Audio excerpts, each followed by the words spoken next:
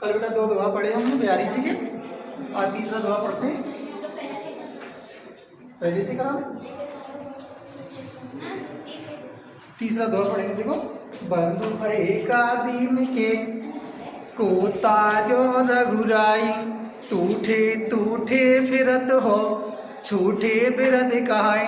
कवि बिहारी जी कहना चाहते हैं कि बंधु भय का दीन के, बंधु, बंधु का अर्थ होता है भाई या सहायक। बंधु का अर्थ क्या होगा? भाई या सहायक। बंधु भय का दीन के, दीन, दीन का अर्थ होगा गरीब या असहाय।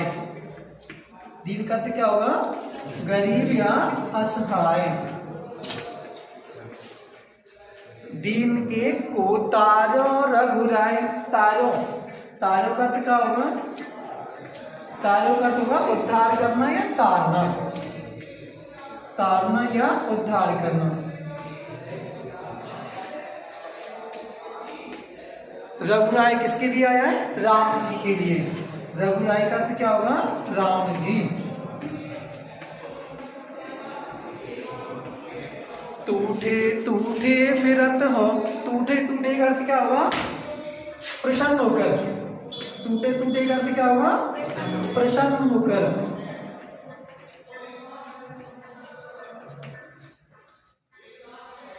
फिरत माने घूमते हो, झूठे बिरद का है। बिरद का अर्थ क्या होगा? बिरद का अर्थ प्रशंसा। काहे माने कहलवा करके। तो कवि बिहारी जी कहना चाहते हैं, बंधु भय का दीन के को तारो रघुराय, टूठे टूठे फिरत हो झूठे बिरद कहाय। कवि बिहारी जी कह रहे, हे राम जी, आप किस गरीब के, किस असहाय के सहायक बने हो? को तारो रघुराय, और आपने किसको तार दिया है? आपने किसका उद्धार कर दिया है?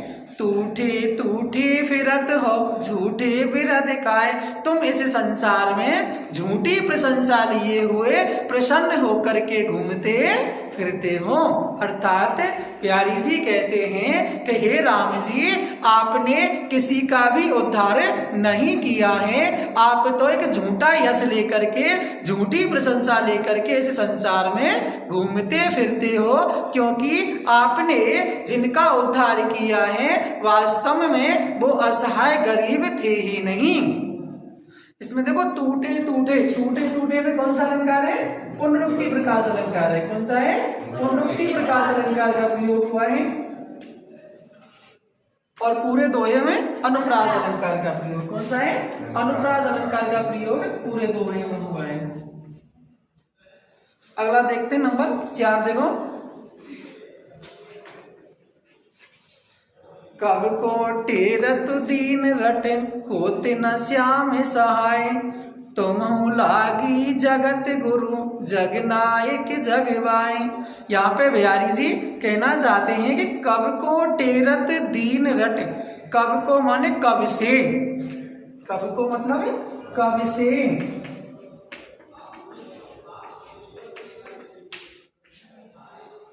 टेरत दीन रट, टेरत मान होता है पुकारना। टेरत का अर्थ क्या होगा? पुकारना। टेरत दीन, दीन मान होता है दीन रट, दीनता भरे स्वरों में। दीन रट, दीनता भरे स्वरों में।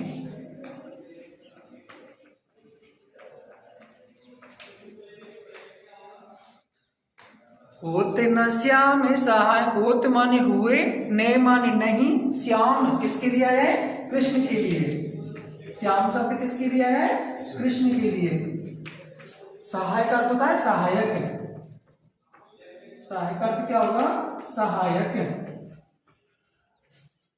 होते न श्याम सहाय, तुम लागी जगत गुरु। तुम माने आपको या तुमको, लागी माने लगी है, जगत गुरु अर्थात जगत के गुरु, जगत के पूज्य, जगत के स्वामी, जग नायक जगत के नाथ, जगत के मालिक, जगबाय, जगबाय का अर्थ होता है संसार की हवा लगना। जगबाय का अर्थ क्या होगा? संसार की हवा लगना, जग बाय संसार की हवा लगना।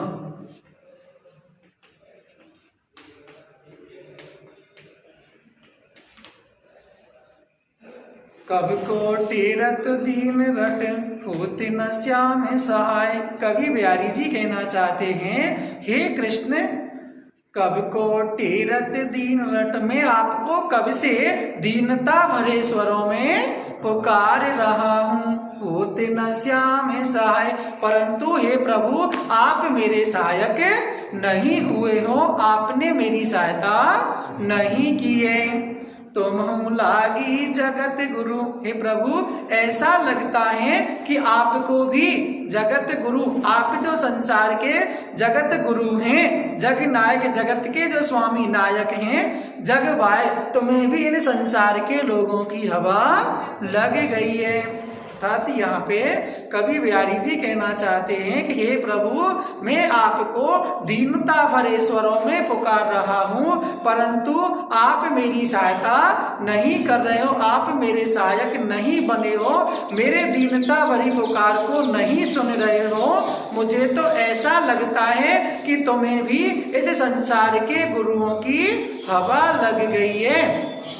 संसार के गुरुओं की हवा लगने का मतलब होता है संसारी जीवों की हवा लगना, अर्थात मनुष्य के ईश्वर के द्वारा भी अपने कार्य अकार्य को भूल जाना ही संसार की हवा लगना माना गया है। तो यहाँ पे बिहारी जी आक्षेप लगा रहे हैं, भगवान पर उलाहना दे रहे हैं कि आप मेरी पुकार को नहीं सुन रहे हो।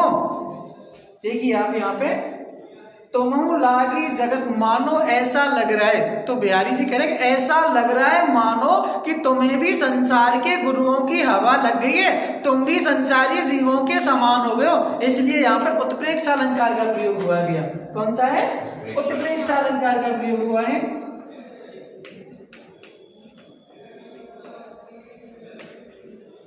और दो में अनुप्रास अलंकार तो चल ही रहा है, अनुप्रास अलंकार का भी प्रयोग हुआ है। अगला देखें,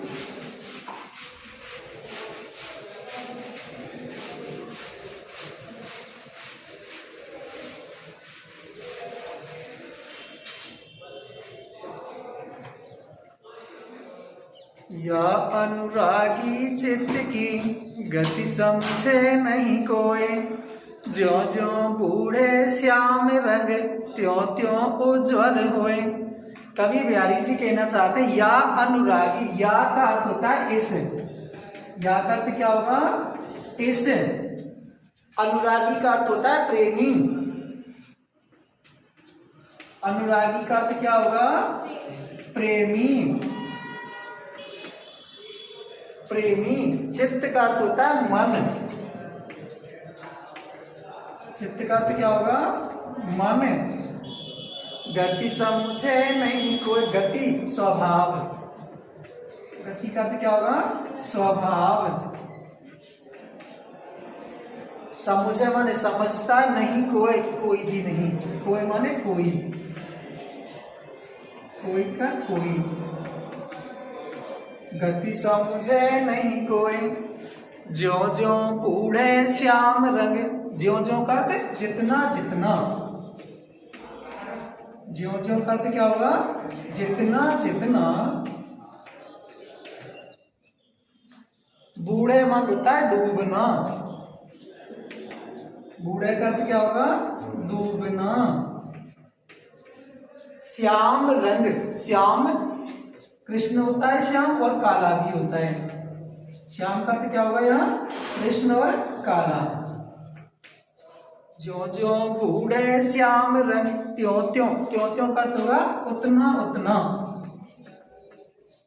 त्यों त्यों उतना, उतना ही उज्ज्वल होए, त्यों त्यों उज्ज्वल होए। उज्ज्वल का अर्थ होगा पवित्र और सफेद। उज्ज्वल का अर्थ क्या होगा? उज्ज्वल का अर्थ पवित्र और सफेद।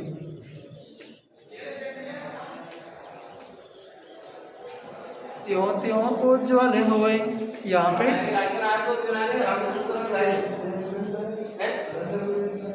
तो ये घंटा एवरेज नहीं आता है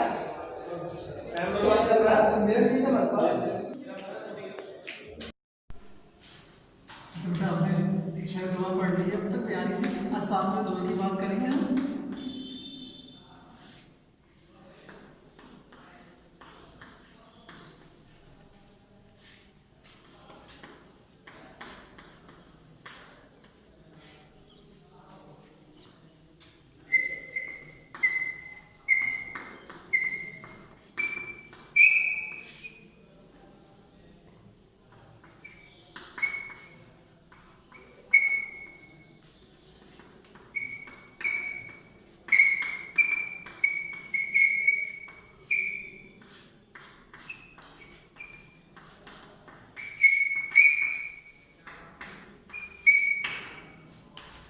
तो 7वें दोहे की बात करेंगे।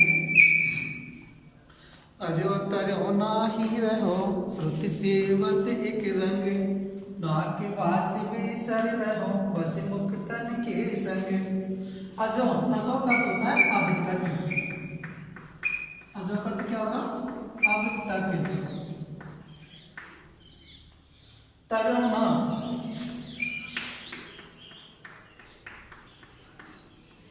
तरो ना, देखो तरो प्लस ना, इसका विच्छेद करके तो तरो प्लस ना, अर्थात तरा नहीं है, उद्धार नहीं हुआ है।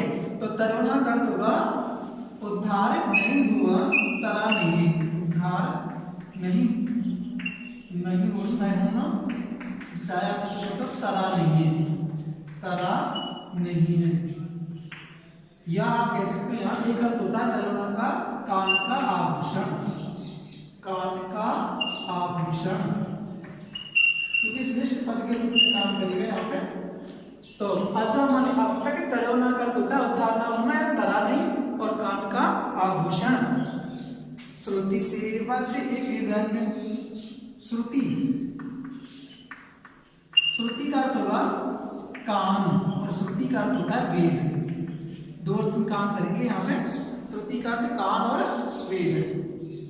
सेवत एक रंग, सेवत सेवत का अर्थ होता है सेवा करना, सेवा करना। नाक वास बेसर रहो, नाक वास,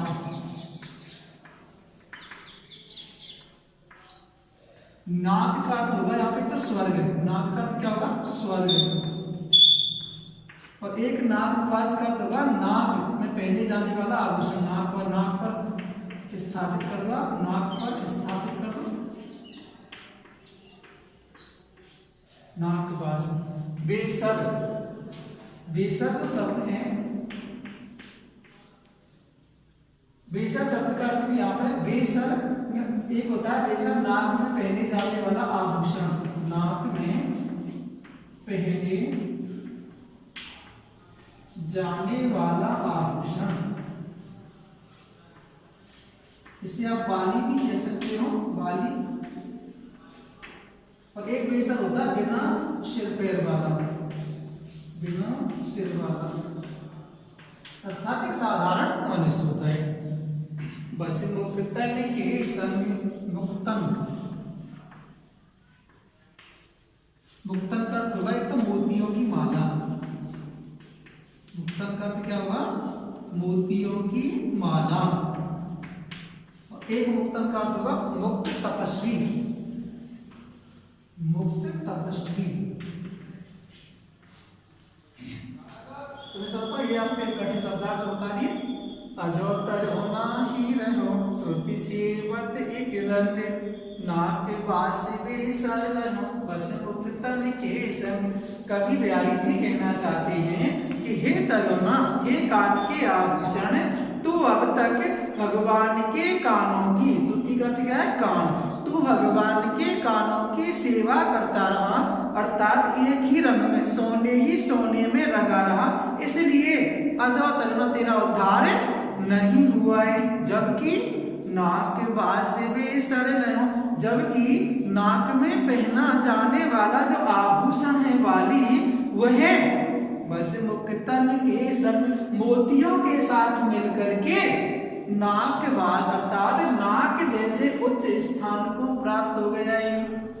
कवि बिहारी जी कहना चाहते हैं कि हे कान के आभूषण, तू अब तक भगवान के कानों की सेवा करता रहा, इसलिए तेरा उद्धार नहीं हुआ है।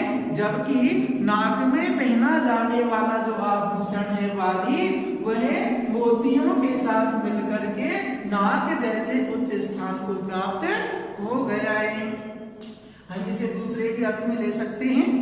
कवि बिहारी जी कहना चाहते हैं कि कोई सगुण उपासक जो भक्त हैं, वह किसी वैदिक अर्थात वैदिक होता वेदों का अध्ययन करने वाला किसी वैदिक संत पर एक तरह से उलाहना देते हुए कहता है कि तुमने अब तक वेदों का ही ज्ञान प्राप्त किया है, इसलिए आप उस वेदों के ज्ञान को प्राप्त करके आपको स्वर्ग की प्राप्ति नहीं हुई है, अर्थात आपका उद्धार नहीं हुआ है। जबकि जो न बेसर अर्थात बिना सिर पैर वाला साधारण जो मनुष्य हैं, वो साधारण मनुष्य उस भगवान की भक्ति करके मुक्त तपस्वियों का सानिध्य पा करके नाकवास स्वर्ग जैसे उच्च स्थान को प्राप्त हो गए हैं। अब दो तरीके से इसमें कर सकते हो, और जो ये शब्द आ रहे हैं इनके जो एक से अधिक अर्थ निकल के आ रहे हैं, ये श्लिष्ट पद है। कैसे पद है? श्लिष्ट पद है, इसलिए यहाँ पे श्लेष अलंकार का प्रयोग हुआ है। इस दोहे में श्लेष अलंकार का प्रयोग हुआ है और अनुप्रास अलंकार, कौन सा? अनुप्रास अलंकार का भी प्रयोग हुआ है। अब देखो अगले दोहे की बात करते हैं।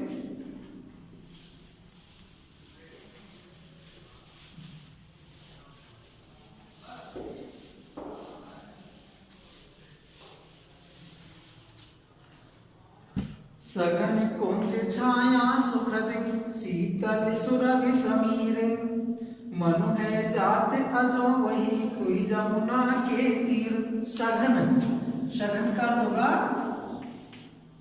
घना या गहरा, गहरी कर दो आप या घनी कर दो इसको। सघन कुंज छाया सुखद, सुखद माने सुख देने वाली, सुखद का अर्थ सुख देने वाली या सुखदायिनी कह सकते हो आप। कितनी देर लोगे? 20 मिनट। 20 मिनट। सघन कुंज छाया सुखद शीतल सुरभि समीर। शीतल, शीतल का अर्थ होगा ठंडी, शीतल का अर्थ ठंडी। सुरभि, सुरभि का अर्थ होता है सुगंधित, सुरभि का अर्थ होगा सुगंधित। शमीर, शमीर का अर्थ होगा वायु, हवा कह सकते हो आप। मनु है जाते अजो वही, हरे माने हो, हरे माने हो, जात माने जाता,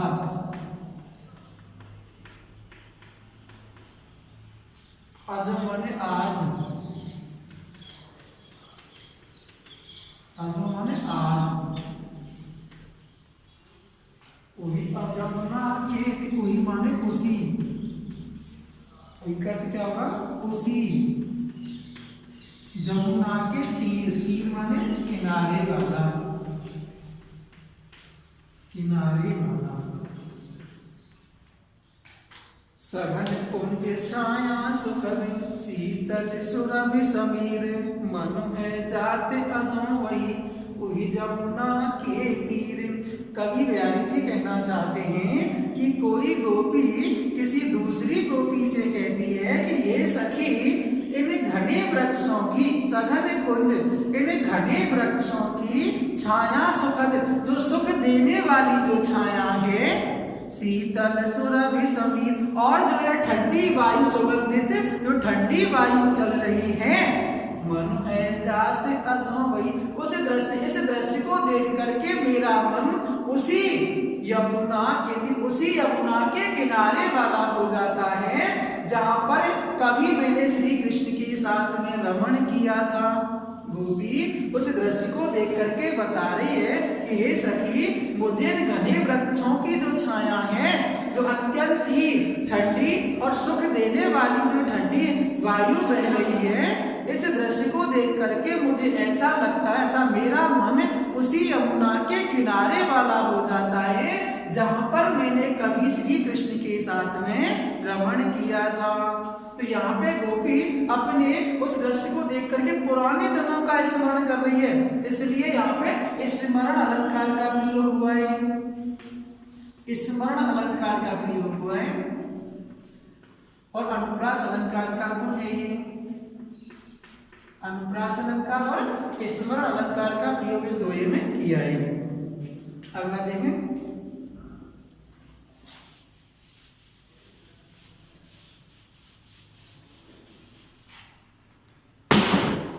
सोहत ओढ़े पीत पटु श्याम सलोने गाते मनो नील मणि शैल पर आतप पर प्रभाते। सोहत मान होता है सुशोभित, सोहत करते सुशोभित या शोभायमान करना, शोभायमान। सोहत ओढ़े, सोहत ओढ़े, ओढ़े पीत पर, ओढ़े मान होता है धारण करना या ओढ़ रखे हैं। पीत पटु, पीत पटु माने पीले वस्त्र, पीत पटु माने पीले वस्त्र या किसको पीतांबर कह सकते हो, पीतांबर। सोहत ओढ़े पीत पटु श्याम सलोने गात। श्याम, श्याम किसके लिए आया है? कृष्ण के लिए। सलोने गात, सलोने आकर्षक, सलोने का क्या हुआ? आकर्षक कह दो या लावण्य युक्त कह दो, आप एक ही बात है। आकर्षक, गात माने शरीर।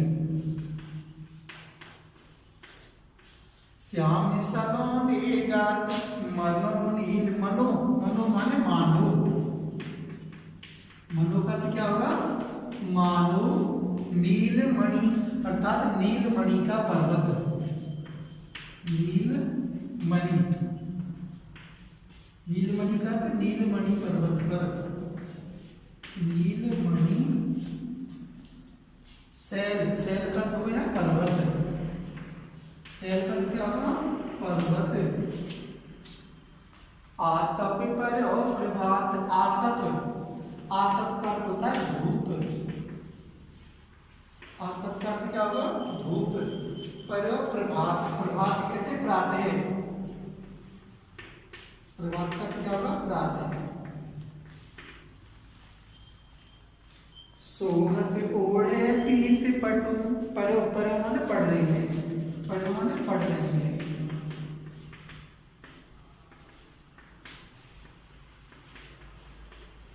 सोहत ओढ़े पीत पटु श्याम सलोने गात मनो नील मणि शैल पर आतप पर और प्रभात। कवि बिहारी जी कहना चाहते हैं कि सोहत ओढ़े पीत पटु, कि भगवान कृष्ण ने अपने शरीर पर श्याम सलोने गात अर्थात भगवान श्री कृष्ण ने अपने शरीर पर जो पीले वस्त्र धारण कर रखे हैं वो अत्यंत ही शोभायमान और आकर्षक लग रहे हैं। मनो नील मणि शैल पर, वो ऐसे लग रहे मानो नील मणि शैल पर, की नील मणि के पर्वत पर आतप पर और प्रभात, जैसे प्रातः काल की धूप पड़ रही हो। कवि बिहारी जी कहना चाहते हैं कि श्री कृष्ण अर्थात भगवान श्री कृष्ण ने अपने शरीर पर जो पीले वस्त्र धारण कर रखे हैं वो पीले वस्त्रों से उनका शरीर अत्यंत ही शोभायमान और आकर्षक लग रहा है। वह ऐसा लग रहा है मानो नीलमणि पर्वत पर प्रातः काल की धूप पड़ रही हो। तो यहाँ पे संभावना व्यक्त की गई है, ऐसा है नहीं है, संभावना व्यक्त की गई है, इसलिए मानो, मानो संभावना व्यक्त की गई है। तो जहाँ पे संभावना व्यक्त की जाती है वहां पे उत्प्रेक्षा अलंकार होता है। कौन सा? उत्प्रेक्षा अलंकार होता है। इस दोहे में उत्प्रेक्षा अलंकार का प्रयोग हुआ है, अनुप्रास अलंकार का प्रयोग हुआ है। अगला देखो,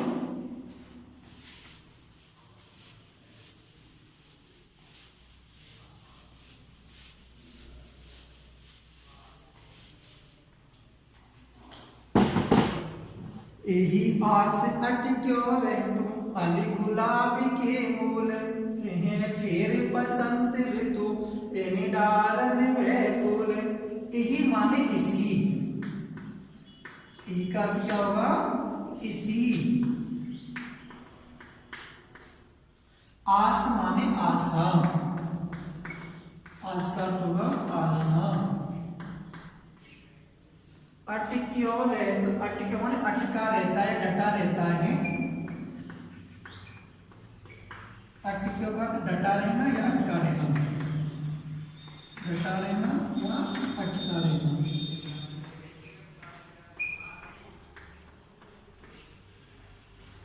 रह तो माने रहता है।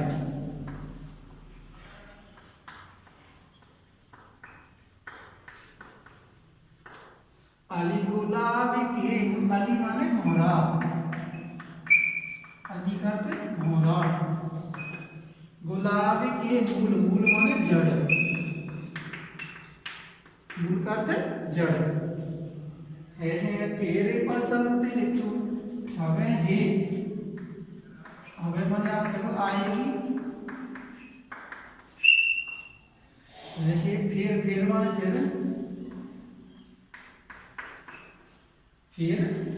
फिर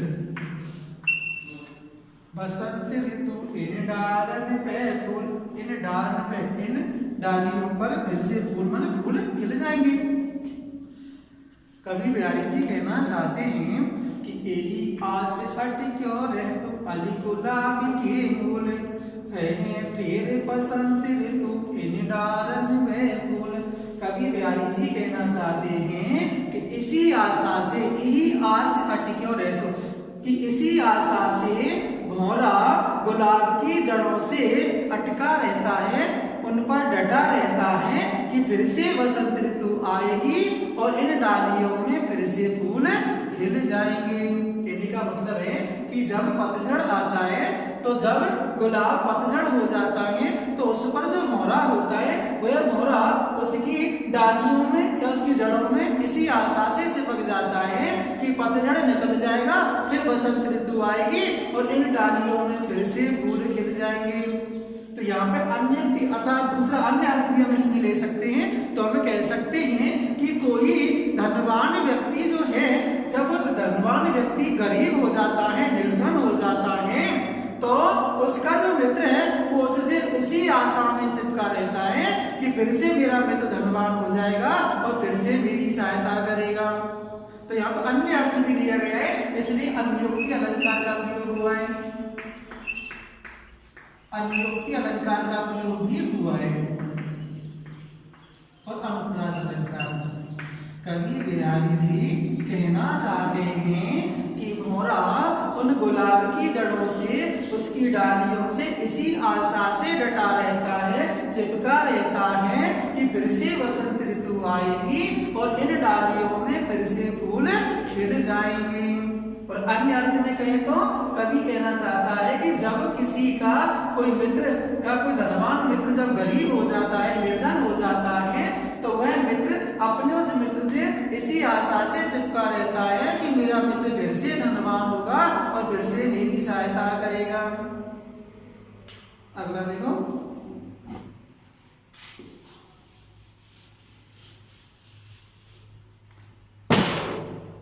को छूट्यो ए जाल पर कतिको रंग अकुलात, ज्यों ज्यों सूरज भजो चहत त्यों त्यों उलझत जात। को छूट्यो, छूट्यो माने छूटा है, छूट्यो करते छूटा है, यही माने इसी, इसके यही माने इस। जाल पर माने पढ़कर,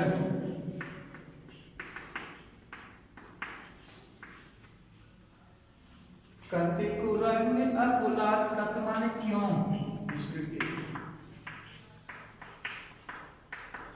अकुलात माने छटपटाना,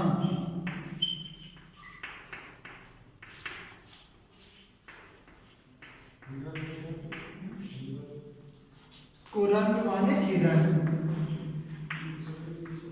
कुरंग का अर्थ क्या होगा? हिरण। ज्यों ज्यों सूरज भजो चहत, बहुत सारा पोस्टर के लिए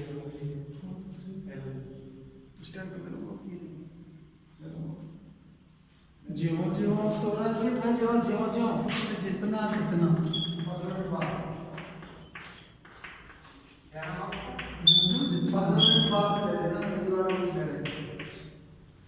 सूरज माने सूरज ना, सूरज ना,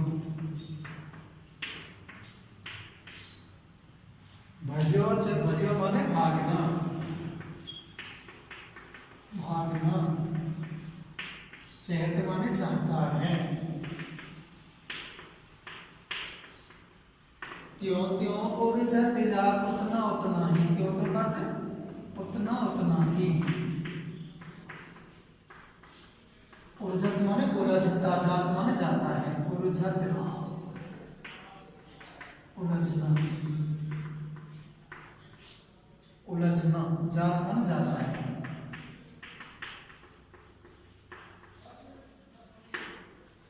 को छूट्यो ई जाल पर कति कुरंग अकुलात, ज्यों ज्यों सूरज भजो चहत, त्यों त्यों उर्जत जात। कवि बिहारी जी कहना चाहते हैं कि हे हिरण, तू क्यों छटपटा रहा है?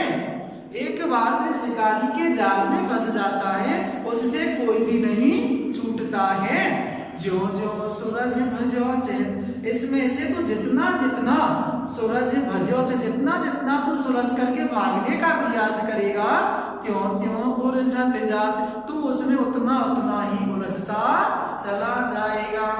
कवि बिहारी जी बता रहे हैं कि हे हिरण, अब हिरण यहाँ संसारी मनुष्य के लिए आया है, हे संसारी मनुष्य, या ऐसे कह सकते हो यहाँ पर किसी सगुण भक्त उपासक के लिए आया है। कवि बिहारी जी कहना चाहते हैं कि हे भक्त, तू जितना जितना इस सांसारिक मोह माया के जाल में एक बार जब तू फंस जाएगा तो इसमें से तू जितना निकलने का प्रयास करेगा उतना उतना इस मोह माया में फंसता ही चला जाएगा। आप इसको दो तरीके से समझा सकते हो, अन्य अर्थ लेकर के यहाँ पे बिहारी जी बताना चाहते हैं कि को छूट्यो एहि जाल पर कति कुरंग अकुलात, ज्यों ज्यों सूरज भजो चहत, त्यों त्यों उर्जत जात। हे हिरण, तू जितना जितना शिकारी के जाल में से निकलने का प्रयास करेगा तो उतना ही उसमें फंसता चला जाएगा। अन्योक्ति अर्थ में आप कह सकते हो कि कोई भक्त कहता है, कोई सर्व उपासक भक्त से कहता है कि हे भक्त, तू जितना जितना इस सांसारिक मोह माया में फंसेगा उसमें से तू जितना निकलने का प्रयास करेगा उतना ही फंसता चला जाएगा। तो देखो इसमें ज्यों ज्यों त्यों त्यों शब्द आया है तो पुनरुक्ति प्रकाश अलंकार का प्रयोग हुआ है। पुनरुक्ति प्रकाश अलंकार, अनुप्रास अलंकार तो चल ही रहे, अनुप्रास अलंकार है। और देखो जितना किसी चीज में से निकलने का प्रयास कर रहा है उतना ही फंस रहा है, तो विरोधी तो हो रहा है। एक तरह से दलदल समझिए, दलदल में से व्यक्ति जितना निकलने का प्रयास करेगा उतना ही फंस जाएगा। तो ये सांसारिक जो मोह माया है दलदल के समान है, तो ज्यों ज्यों होता है उसमें जितना जितना निकलने का प्रयास कर रहा है उतना उतना ही फंसता जा रहा है, तो विरोध प्रकट हो रहा है, इसलिए विरोधाभास अलंकार है। विरोधाभास अलंकार का प्रयोग हुआ है।